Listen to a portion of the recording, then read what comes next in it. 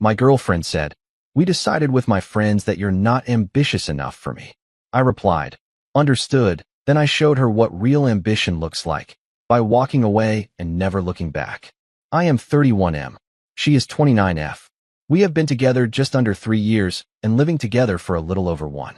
Shared lease, shared furniture, shared routines that I thought meant we were building something.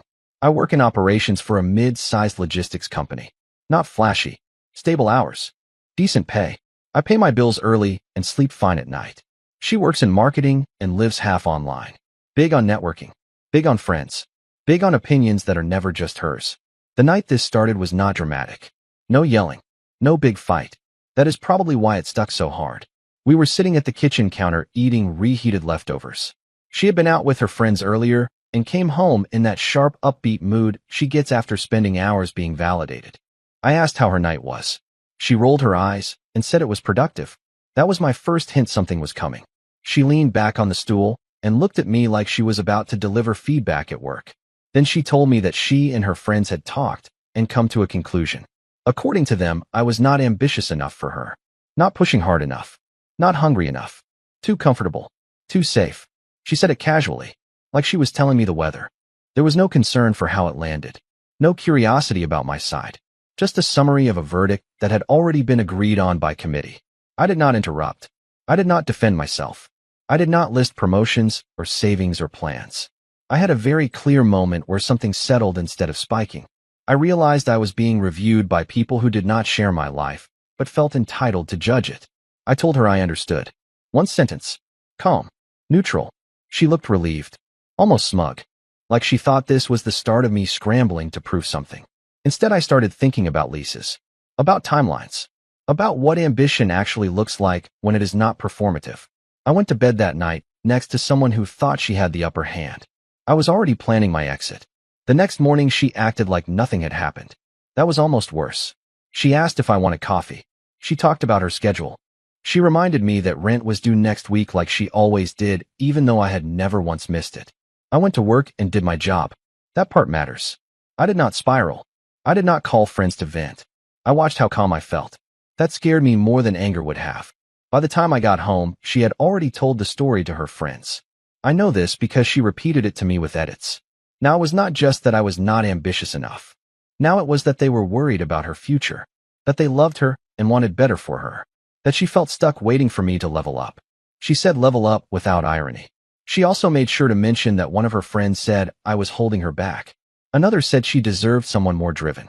She watched my face while she said it like she was checking to see if I was finally cracking. I asked her what ambition looked like to her. She shrugged and said bigger moves. Risk. Hustle. Visibility. She talked about people I had never met who posted constantly about grinding and winning. People who rented cars they could not afford and called it success. I told her I liked my life. I liked stability. I liked building quietly. She laughed and said that was exactly the problem. That night, she slept fine. I did not. Not because I was hurt, but because I was done pretending this was a misunderstanding. It was not. She had outsourced her respect to people who benefited from her staying dissatisfied. I started pulling my financial documents the next morning. Lease. Savings. Exit options. She thought ambition meant chasing more. I realized ambition sometimes looks like choosing peace and leaving people who mistake noise for value. I did not tell her I was planning to leave. I watched instead. That was the most useful part.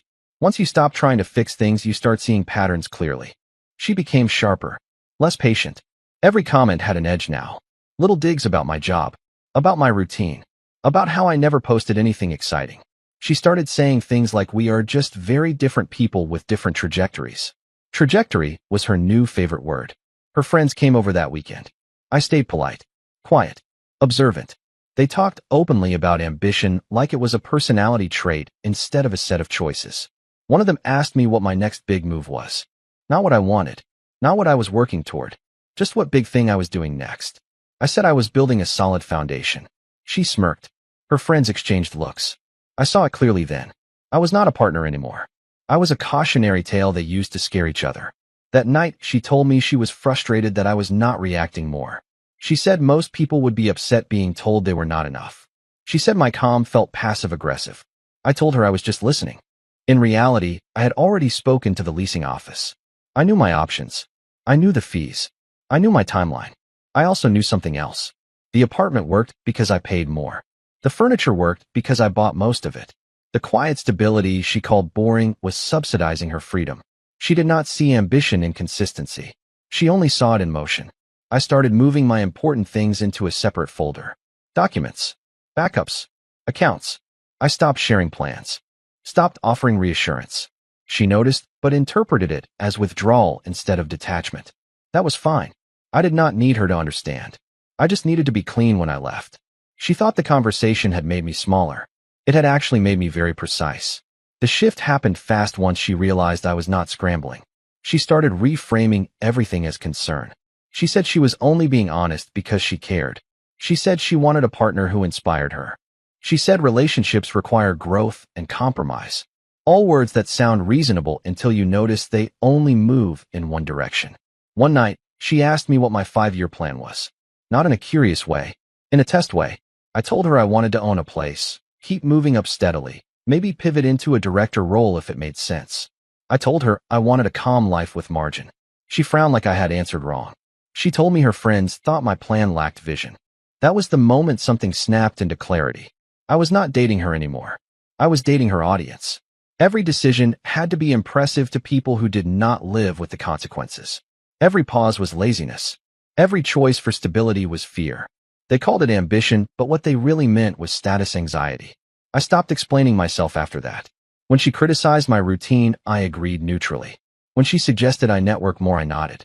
When she implied she might outgrow me, I said that was possible. That last one threw her off. She expected reassurance. She got acceptance. She started picking fights to get a reaction. Accused me of checking out. Said I was emotionally unavailable. Said she felt lonely even though she spent most nights on her phone or out with friends. I listened. I did not argue. Behind the scenes, I was lining things up. I scheduled a move-out date. I separated subscriptions. I changed passwords.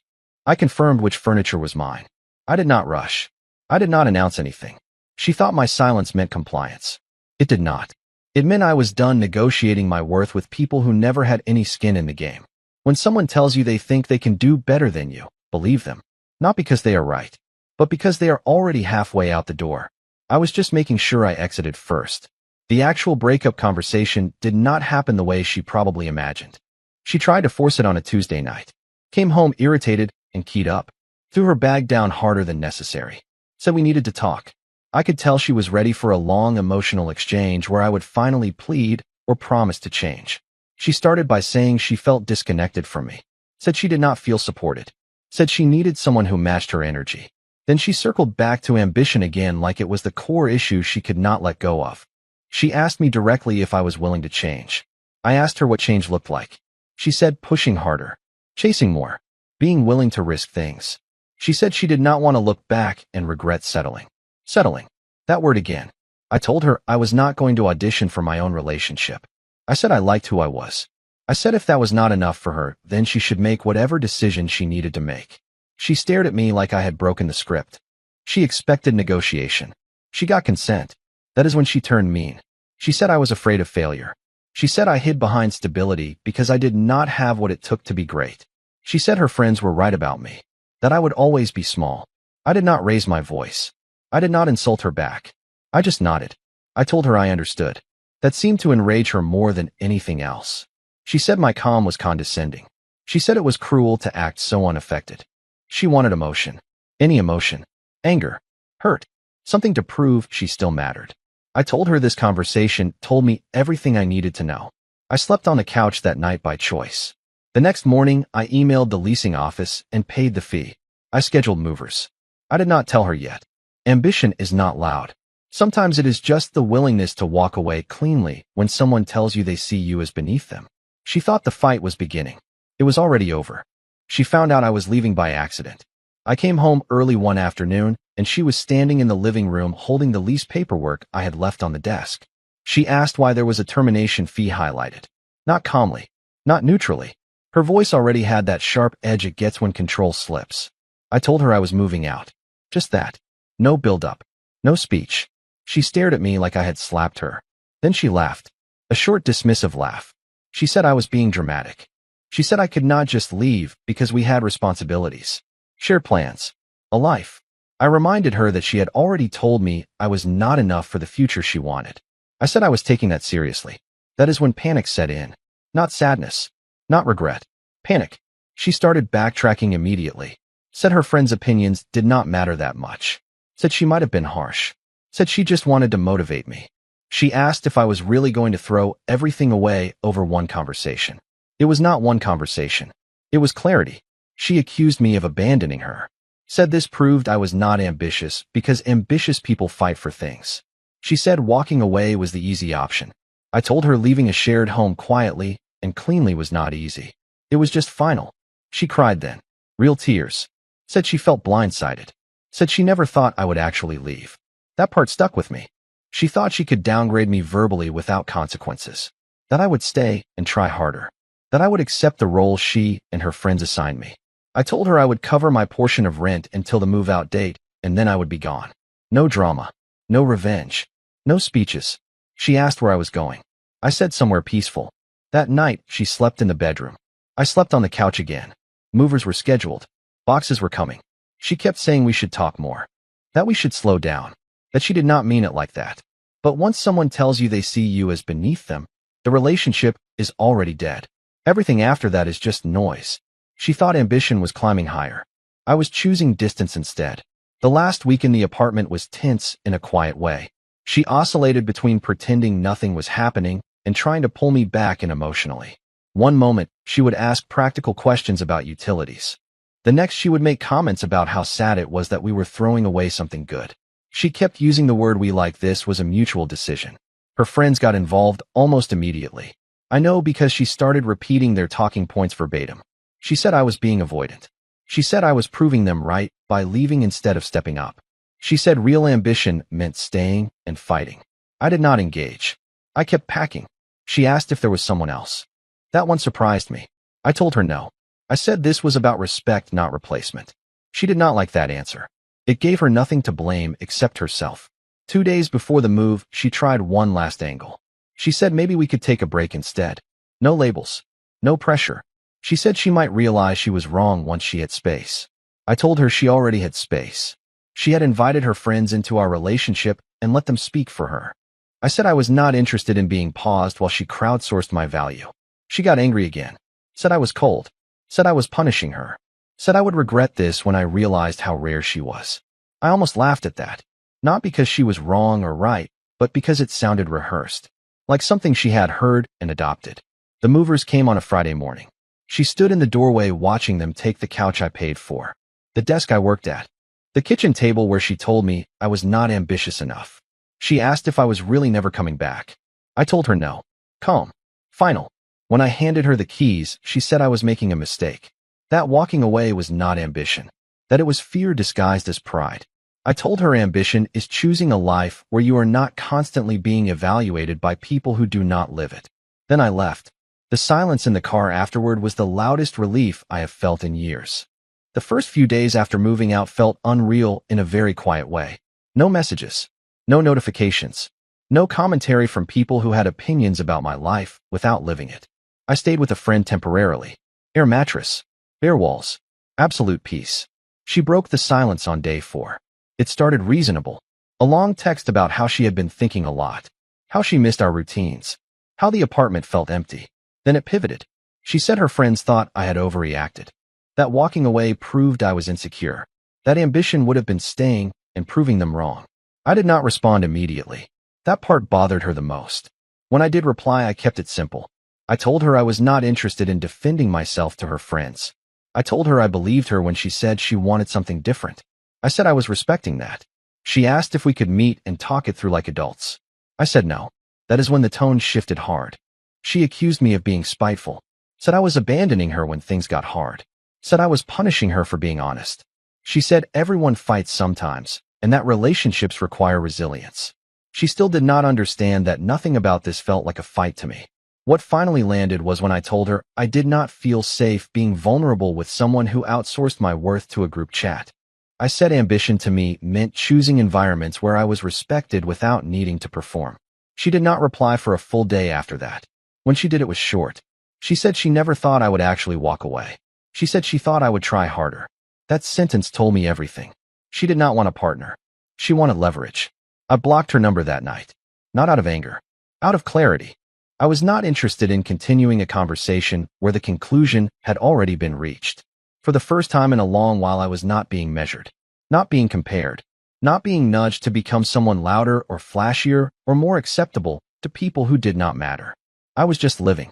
That felt like ambition to me. A few weeks later, the mutual fallout started reaching me through other people. Friends who had stayed neutral began checking in. Some carefully, some awkwardly. I heard the updated version of the story she was telling. In it, I had blindsided her. I had refused to grow. I had walked away instead of fighting for love. Her friends framed it as me being intimidated by her ambition. I did not correct anyone. That was another thing I learned. You do not need to control the narrative when your life improves without explanation. I signed a short-term lease on a small place closer to work. Nothing impressive. Clean. Quiet. Mine. I bought only what I needed. A desk. A bed. A chair that faced a window. My expenses dropped. My sleep improved. My focus sharpened. She tried reaching out again through email this time. Said she missed me. Said she had been doing a lot of reflecting. Said maybe she let other voices get too loud. She asked if I was open to starting fresh without outside influence. I read it once and closed it. There was a line in the message that gave her away. She said she finally understood how driven I actually was and that it was attractive. It was still conditional. I realized something then. If I went back, she would never respect the decision to leave. She would only see it as a tactic, a move, something to negotiate against next time. Walking away only works if you do not return to renegotiate the same terms. I did not reply. Over time, the noise faded. Her friends stopped circling. My name stopped coming up. The quiet stayed. I started investing energy into things that compounded instead of drained. Work, health, a few close friendships that did not feel like auditions. Ambition stopped being something I needed to prove. It became something I lived. And the more distance I put between myself and that relationship, the clearer it became that leaving was the most deliberate move I had made in years. It has been a few months now, and this is probably the last update I will make. Life did not explode in some cinematic way after I left. There was no instant upgrade montage. No viral revenge arc. Things just got quieter and more solid. Which is kind of the point. I got a small promotion at work that I did not post about anywhere. It came from consistency, not visibility. I started putting money toward things that actually mattered to me instead of trying to look like I was winning. I stopped explaining myself. I ran into her once at a grocery store near the old apartment. She looked surprised to see me. I looked fine. That seemed to bother her more than anger ever did. We exchanged polite hellos. She asked how I was. I said good. Because I was. She told me she had learned a lot from what happened. Said she did not realize how much influence her friends had. Said she hoped I was not still upset. I told her I was not upset. I was just finished. That was the real ending. If there is any advice buried in this for anyone reading it, is this. When someone tells you that you are not enough based on a group opinion you did not consent to, listen carefully. Not because they are right, but because they are telling you how they see you. And once that lens is there, it does not go away. Ambition is not proving yourself to people who already decided you are lacking. Sometimes ambition is walking away early instead of shrinking slowly. I did not leave to teach her a lesson. I left because staying would have taught me the wrong one. Thanks for reading.